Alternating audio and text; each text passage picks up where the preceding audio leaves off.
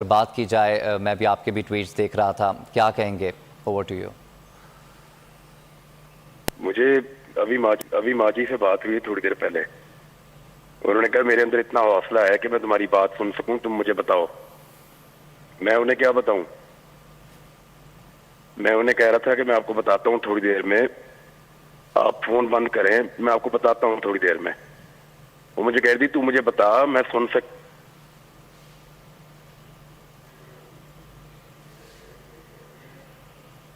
ये मुझे उस माँ ने भी कहा है। और फिर उन्होंने मुझे हुक्म दिया और उन्होंने कहा तू घर आ जा जल्दी से और कोशिश करो अरशद को लेकर आओ। हमारे पास यहाँ कोई अब ऐसा बंदोबस्त नहीं है कि हम उसको घर लेकर आए, तो तुम जल्दी आओ। उसको खावर घुमन को बोलो मुझे फोन करे, और बाकी सबको भी बोलो, और बच्चे तुम लोग उसको घर लेकर आओ अरशद को, जैसे भी होता है। ये मुझे माँ ने हुक्म दिया है। मैं इस्लामाबाद जा रहा हूँ, पहुंच रहा हूँ। इमरान, कुछ इतलात मौसूल हुई हैं कि क्या हुआ, कहाँ पर वो मौजूद थे? कुछ तफसीलात सामने आई हैं?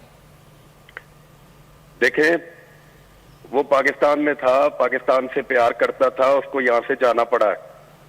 वो खुशी से नहीं गया, वो जाना नहीं चाहता था, उसको धकेला गया इस मुल्क से बाहर। उसके लिए हालात तंग किए गए, इस मुल्क की जमीन उसके लिए तंग की गई है। उसको यहाँ से मजबूरी में जाना पड़ा है। वो खुश नहीं था यहाँ से जाकर, ना उसका दिल कर रहा था। मैंने बोला अरशद भाई मेरे घर आ जाओ। मैंने कहा मैं मर जाऊंगा, आपको कुछ नहीं होने दूंगा अपने से पहले। बोलता मुझे पता है, मुझे पता है तेरा, तो ठहर जा, मैं वापस आ जाऊंगा पाकिस्तान। मेरी जब बात हुई मैंने उन्हें यही कहा, मैंने कहा इधर उतरो, लाहौर एयरपोर्ट पे साथ लेके जाऊंगा घर अरशद भाई। बार बार उन्हें मैंने कहा, लेकिन फिर मुझे इत्मीनान था कि वो लंदन में, वहां पे कोई ऐसा खतरा नहीं है। वहां से वो अचानक चंद दिन पहले गए हैं अफ्रीका में। हमारे कुछ दोस्तों को पता था, लेकिन मैंने किसी से फोन पे भी ये बात नहीं की, क्योंकि इतना तो हमें आइडिया है कि वहां क्या सूरत हाल है अफ्रीका में। अब वहां से दो मुतजाद इतलात आ रही हैं।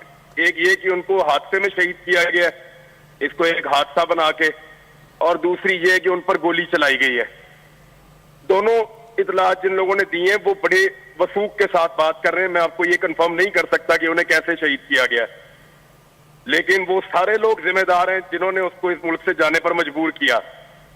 वो बिल्कुल सही था, बब्बर शेर था, अपना काम कर रहा था, इस मुल्क में मौजूद था, वो जिंदा था। उसको यहां से भागने पर, जाने पर मजबूर किया गया। उसके लिए इस पाकिस्तान की सरजमीन को तंग किया गया। बिल्कुल खुश नहीं था। मुझे उसने कहा कि मैं एक एक दिन गिन रहा हूं वापस आने के लिए, एक एक दिन गिन रहा हूं वापस आने के लिए, मैं वापस आऊंगा। हमारे दिल पे बहुत बड़ी चोट लगाई है। मेरे भाइयों से ज्यादा मेरे दिल के करीब था। वो मेरी तकलीफ को महसूस करता था, और अब वो हमारी तकलीफ भी महसूस नहीं कर सकता। हम तो उसके लिए कुछ भी नहीं कर सके कभी। ना जिंदगी में उसने कभी मदद मांगी, ना जिंदगी में उसने कभी किसी की मदद ली है। हम हमेशा उसको कहते रहे, लेकिन बहुत खुददार आदमी था। अगर हमारे अंदर कोई हुब्बुल वतन था जो हम सब उस पर फख्र कर सकते हैं, तो वो अरशद शरीफ था। मैं चाहता था कि मेरे बच्चे बिल्कुल वैसे बने जैसा अरशद है। मैं खुद चाहता था कि मैं वैसा बनूं जैसा अरशद शरीफ है। कुछ समझ ही नहीं आ रही मुझे। बिल्कुल अल्फाज ही नहीं है इमरान रियाज खान। अभी समी इब्राहिम और सिद्दीक जान भी हमारे साथ थे, यही बात कर रहे थे कि किस तरह से यकीन ही नहीं आ रहा था पहले तो, जिस तरह ये ख़बर आई, और अभी आपने बताया कि उनकी वालदा से आपकी बात हुई है और आपको इस तरह कहा गया है। बताइएगा, आपकी तो दोस्ती भी थी, भाइयों वाला ताल्लुक़ था जिस तरह आप बता रहे हैं। लास्ट टाइम कब बात हुई उनसे? मेरी जो मुलाकातें हैं वो तो बहुत सारी हैं अरशद भाई से। जो मुझे कभी भी नहीं भूलती, हम लोग इस्लामाबाद हाई कोर्ट में अतर मिनुल्लाह साहब की अदालत में मौजूद थे, और वहां से जब हम बाहर निकले तो हमें उन दिनों आइडिया हो गया था कि हम में से किसी ना किसी को आप पकड़ लेंगे, और हमें यह भी पता था कि जब तक पकड़ नहीं लेंगे तब तक जो पकड़ना चाहते हैं उनके दिल को तसल्ली नहीं मिलेगी, और हमें जरूर पकड़ेंगे, हमें यह पता था। मैंने ये बात छेड़ी, समी भाई भी थे, मुईद पीरजादा साहब भी थे, ये सिद्दीक तो हमारे साथ ही होते हैं और कोर्ट के अंदर हमेशा हमें बहुत सपोर्ट करते थे। मैंने ये बात छेड़ी, मैंने कहा हम आपस में वादा करते हैं कि हम में से जो भी पकड़ा जाएगा दूसरा उसका पूरा साथ देगा। और उसकी पूरी लड़ाई लड़ेंगे, बाहर जो लोग बच जाएंगे वो पूरी लड़ाई लड़ेंगे। जब ये सारी बात मैंने छेड़ी, हम लोग एक दूसरे से वादा कर रहे थे, बात कर रहे थे कि देखो मुश्किल वक्त है, हमारा एक मौकिफ है, हम बात करना चाहते हैं, हमें दबाया जा रहा है ताकत के जरिए से, जबर के जरिए से, लेकिन अगर किसी के साथ जुल्म और ज्यादती हुई और किसी को गिरफ्तार किया गया तो बाकी लोग उसके लिए आवाज उठाएंगे, ये ऑब्वियस था। और सबने कहा बिल्कुल ऐसा होना चाहिए, हम ऐसा ही करेंगे।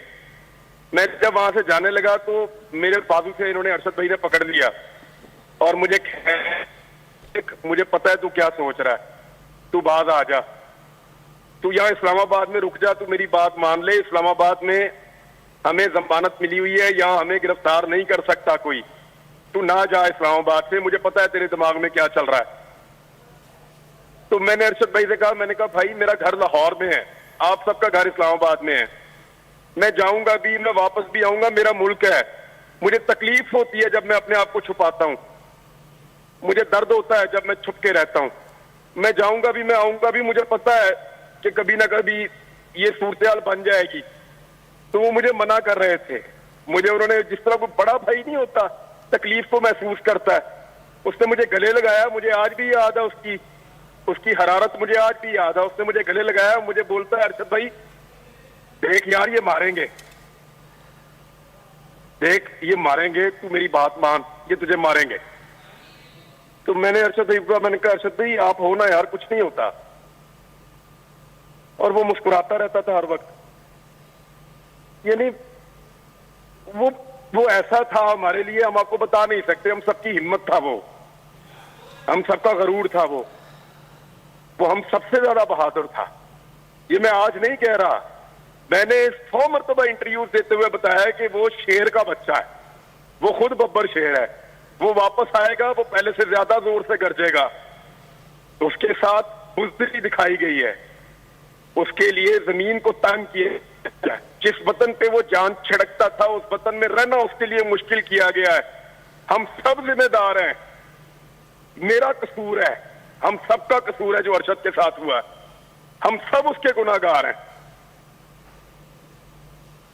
यकीनन हम सब जो हैं वो सवालात भी उठा रहे हैं, साथ में इमरान रियाज खान हम सवाल कर रहे हैं, तहकीकात होनी चाहिए, कोई मुतालबा आपका कोई कानून नाफिज करने वाले इदारों से, अदलिया से सो मोटो लेने का, क्योंकि जिस तरह से FIRs कटी थी, आप भी उसमें शामिल थे, मुख्तलिफ पर्चे हुए, बगावत तक के केसेस बनाने की कोशिश की गई, ज़मानतें हुई, उसके बाद फिर अरशद शरीफ को जैसे आपने बताया कि ज़मीन तंग की गई और पाकिस्तान से जाना पड़ा। तो इसका भी तो सद्देबाब करना ज़रूरी है कि क्यों सहाफ़ी को पाकिस्तान से बाहर जाना पड़ता है।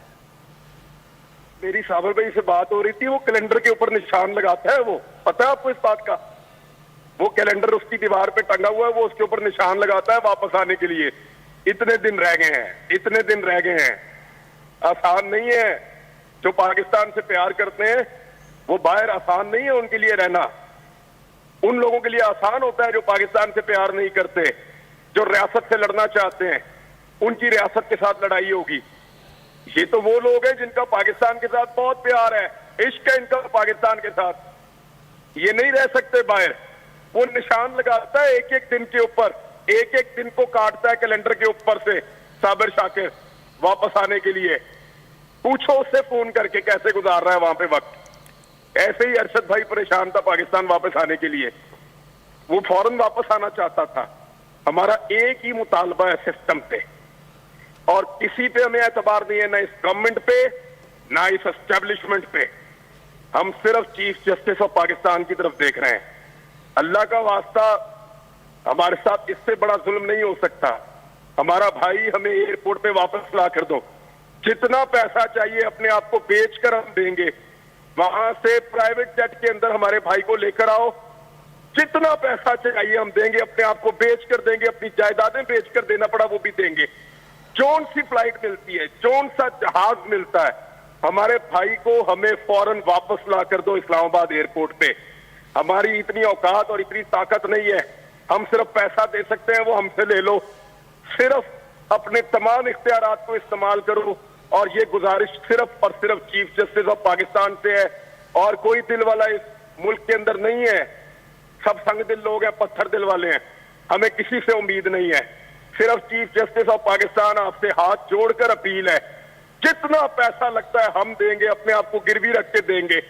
हमारा भाई हमें इस्लामाबाद एयरपोर्ट पे वापस ला के दो, आज ही वापस ला कर दो। उसकी माँ ने मुझे कहा है तू घर आ जा, खावर घुम्मन से बोल मुझे अभी फोन करे, तू जल्दी घर आ जा, मेरा ये वाला बेटा भी शहीद कर दिया है, मैं ये बात सुन सकती हूँ, मेरे अंदर इतना हौसला है, मैं ये बात सुन सकती हूँ, और तुम उसको लेकर आओ सारे मिलकर।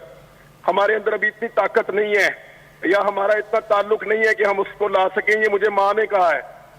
मैं चीफ जस्टिस ऑफ पाकिस्तान को ये अपील कर रहा हूँ एक माँ की तरफ से, खुदा का वास्ता इस सिस्टम को झंझोड़िए, वो वतन का मुहब्बे वतन बेटा था, उसको वापस लेकर आइए।